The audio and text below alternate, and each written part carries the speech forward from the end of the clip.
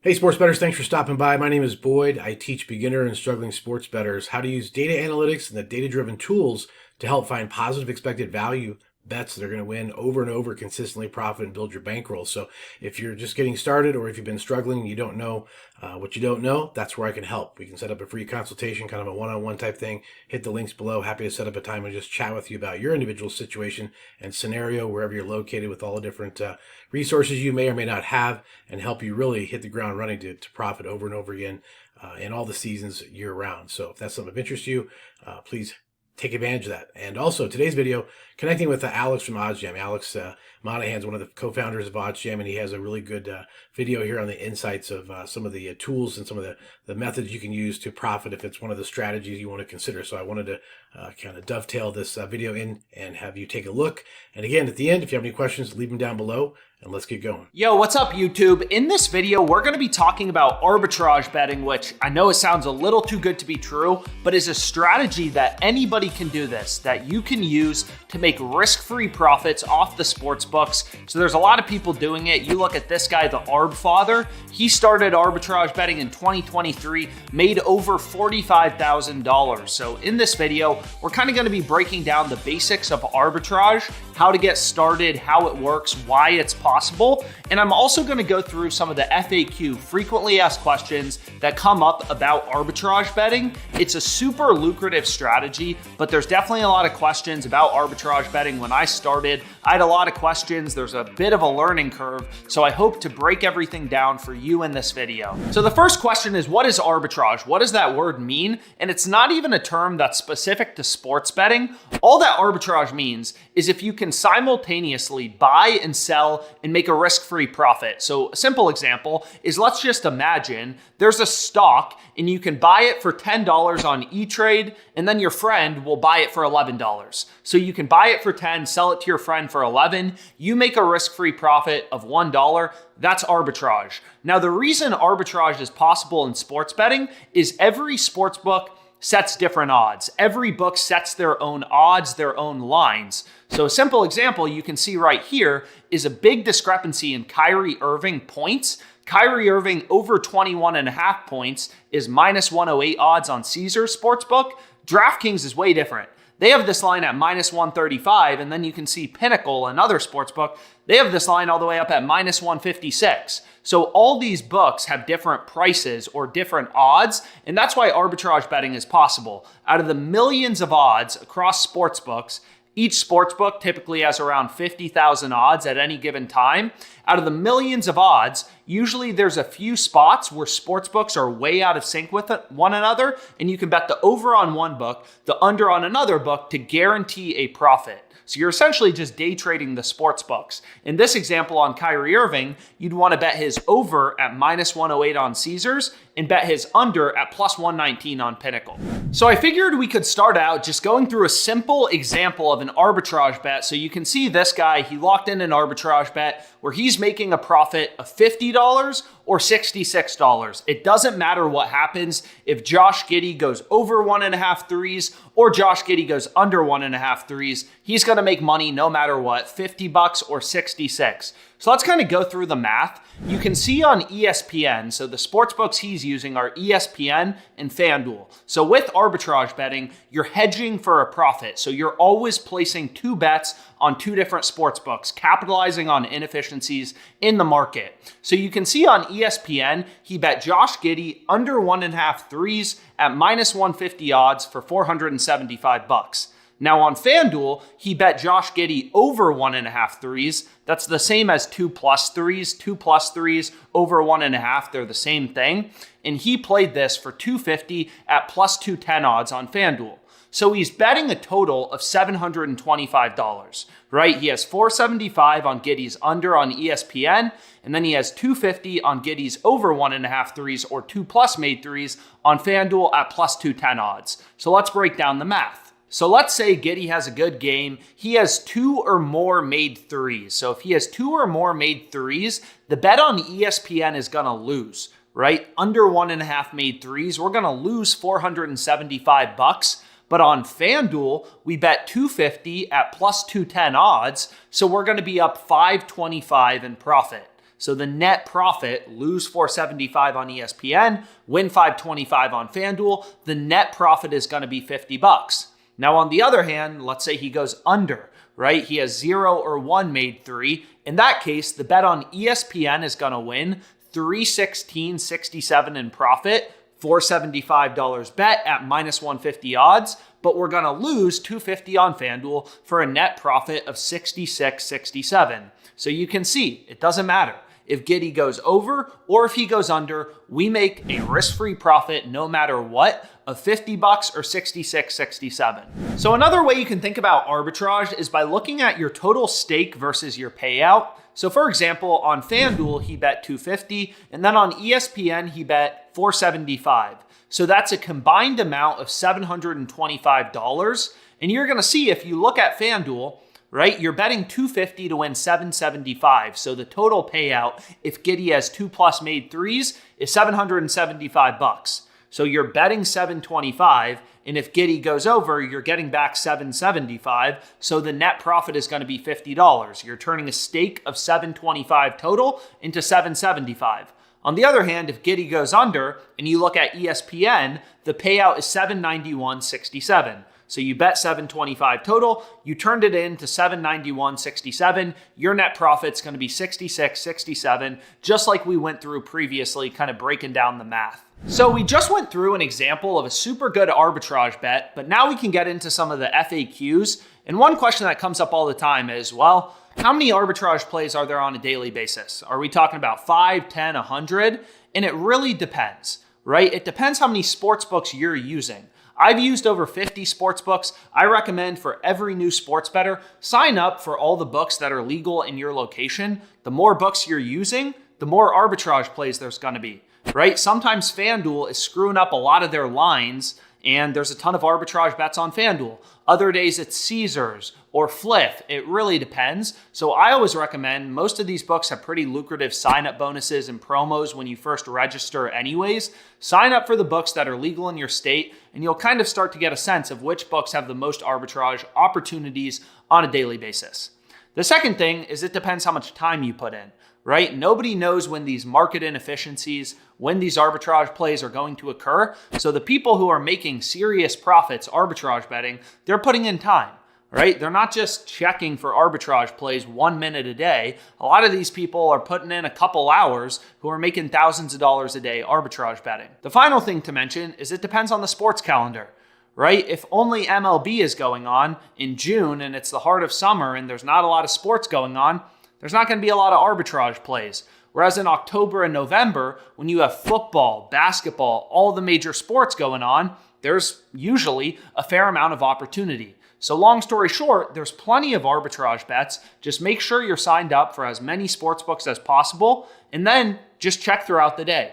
Nobody knows when these market inefficiencies are going to occur. So the more you're looking, the more arbitrage plays you're going to find. So really briefly, I'll show you how I arbitrage bet. OddsJam has a betting tool for arbitrage. And the first step is just select the state you're located in.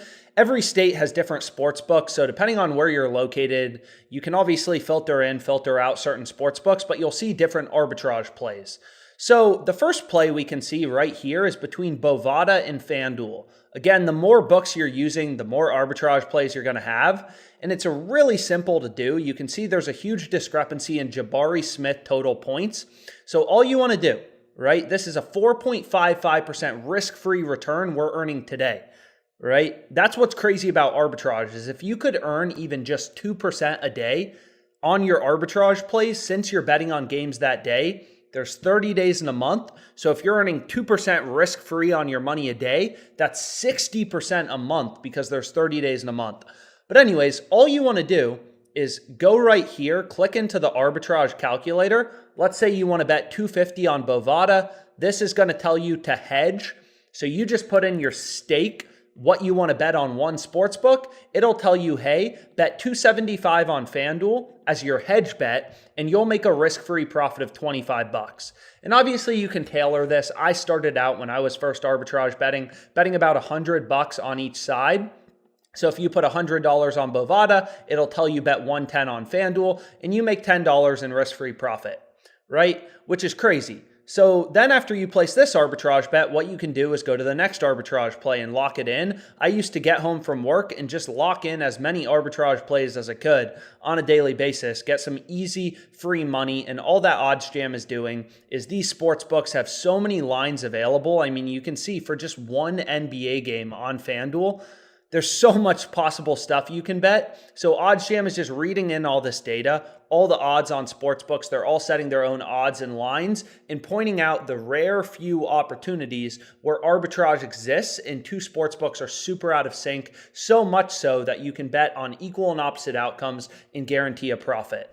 So we can get into some more arbitrage FAQ, and one question that comes up all the time is, when do the best arbitrage bets occur? And oftentimes it's after injury news or lineup changes. So you can imagine if LeBron James gets injured in practice the day before a game and he's not going to be able to play in the upcoming Lakers game, that's going to massively move around the lines. Not only the money line, the total, and the point spread, but also it's going to move around other player props, right? If LeBron's out, Anthony Davis will probably take more of the scoring load, and his line and odds will have to change. And again, all these books are setting and managing their own odds. So whenever there's new news in the market, like an injury, like a lineup change, the market gets out of sync, and there's usually some pretty good arbitrage plays.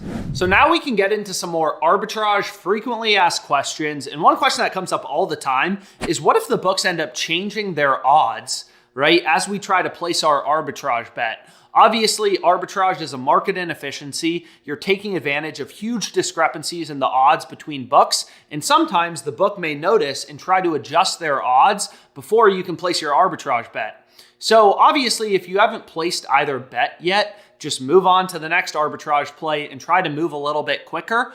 OddsJam actually recently introduced a feature called one-click bet. It only works for certain sports books like FanDuel, but it will automatically link you to the bet on the sports book to try to make arbitrage betting faster so you're able to get more plays down.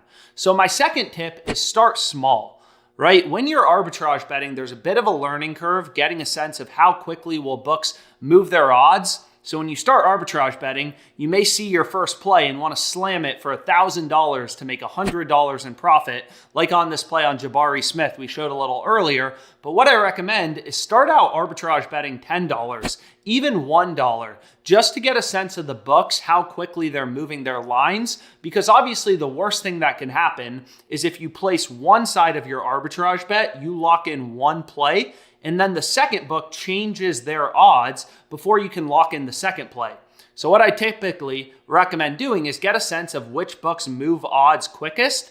You'll also get a sense of which books allow full cash out, right? So typically what I do when I'm arbitrage betting is I place my first bet on a book that has full cash out. And what I mean by that is, let's say I'm trying to place an arbitrage bet. I put $100 down, and then the second play moves. There are some books that will let you cash out your bet. So if the second bet moves, we can just cash out our initial wager for $100 and just get that money back. So long story short, a lot of your problems are going to be solved by just start out small. I don't know all the sports books, where you're located, which books you're going to be arbitrage betting on, but start out with lower bet sizes as you get a sense of the sports books, which books move odds quickest, which books have full cash out if the line ends up moving, and that'll help you gain confidence, and then you can ramp up your bet size and start to make bigger profits. So another question that comes up a lot is limits. What if you place one side of your arbitrage bet, you're trying to bet $500 on the second play, and the sportsbook says, hey, you can only bet $300. Right? Sports betting markets, they're not super liquid or active enough where you can bet $10,000 on whatever you want. Most of these books have lower max betting sizes. So again, I recommend starting small. Start out betting $10 on each arbitrage play, then ramp up to $25, $50, $100 as you're growing your bankroll, and you'll get a sense of what the max bet size is on each sports book. Just start out betting a little smaller. So another question that comes up somewhat frequently is, will arbitrage betting get your accounts limited? So there are some sports books that are pretty aggressive against sharper, profitable customers, and they'll cut down your max bet size. So for example, this sports book, Prize Picks, earlier in the year, I was able to bet $500 on whatever I wanted, but once I started making money on Prize Picks, they cut down my max bet size to $25, which absolutely sucks, but that's just kind of part of the game. There are certain sports books like BetMGM, BetRivers, and PointsBet, which are known to have more aggressive limits on sharper, profitable customers. And that's why you want to use as many books as possible. Some books just have more aggressive limits. But this has nothing to do with arbitrage betting. This has everything to do with being profitable and making money. So if you want to have unlimited limits and be able to bet $10,000 on every single sports book, then here's my recommendation for you.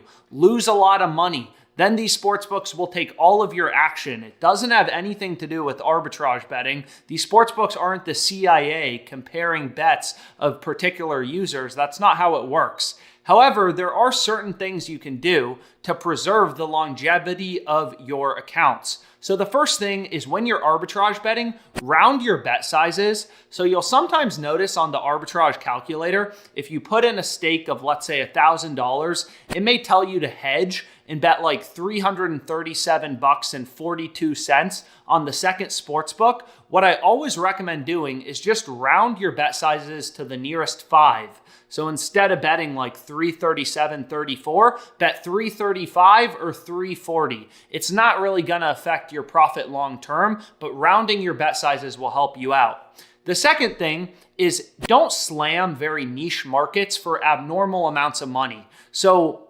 arbitrage bets on NBA money lines, main markets like money lines, spreads, and totals, your arbitrage plays can be a bit bigger. But for the more niche markets like Russian ping pong or KHL or NBA player points plus rebounds, I recommend keeping your arbitrage bet sizes just a little bit lower in the hundreds. Don't go into the thousands, and that'll help you preserve limits on your accounts a bit longer. But again, if you're making money in any way, it doesn't matter if you're middle betting, if you're arbitrage betting, positive EV betting, if you're crushing these books and taking a lot of money from them, they're eventually going to cut down your bet sizes at least by a bit. That's just kind of how it goes. That's part of the game. So the next question that comes up a lot is live arbitrage profitable? Betting on games with arbitrage as they're currently going on? And the answer is yes. Books have a really hard time managing their lines while games are going on, so there's oftentimes some really good arbitrage plays. What's hard about live betting, though, is things move really fast, right? If you're trying to bet and get an arbitrage bet down while an NBA game is going on and these players are running up and down the court, it's going to be hard. Lines move quickly. So what I recommend doing when you're live arbitrage betting is looking for plays at quarter breaks, timeouts, halftime, when the game is currently paused, because usually that will give you a bit more time to get your bets down before the odds end up changing. So I hope you found this video on arbitrage betting helpful. If you have any questions, feel free to comment them below. We'll be happy to answer. Arbitrage is a great strategy. It's the strategy I used when I started out sports betting. It's a way that, literally once you understand it, you can grow your bankroll risk-free, which is incredible. I mean, where else can you sit at home and just place some bets and make risk-free money? It's absolutely insane. So if you have any questions, feel free to reach out to me. I'll also include my email in the description. Let's make some money, guys.